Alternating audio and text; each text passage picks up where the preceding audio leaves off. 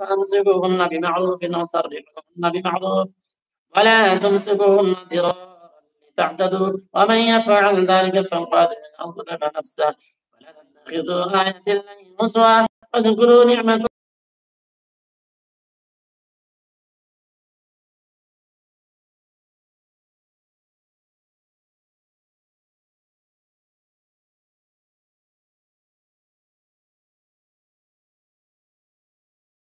تعبدون أن ينكحن أزواجهن إذا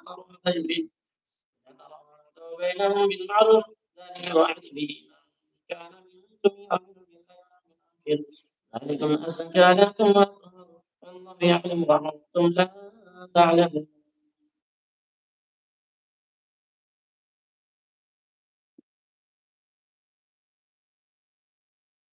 والوالدات يرضعن أولادهن حولين كاملين من أراد أن يتم الرضاعة وعلى المولود له رزقهن وكسوتهن بالمعروف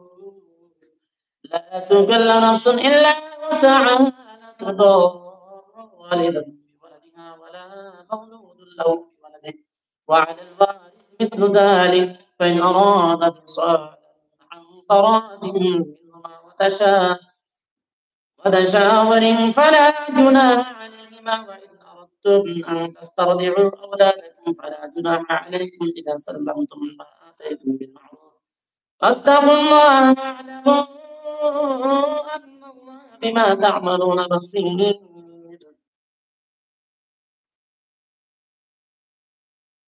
والذين يتوفون منكم ويذرون أزواجا يتربصن بأنفسهن أربعة أشهر وعشرا فإذا بلغن أجلهن فلا جناح عليكم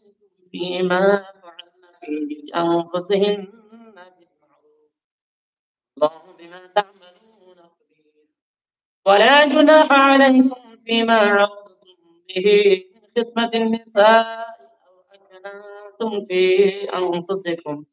علم الله أنكم ستذكرونهن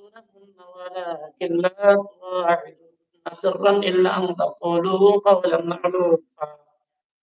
ولا تعزموا عقدة النكاح حتى يبلغ الكتاب أجله واعلموا أن الله يعلم ما في أنفسكم فاحذروه واعلموا أن الله غفور حليم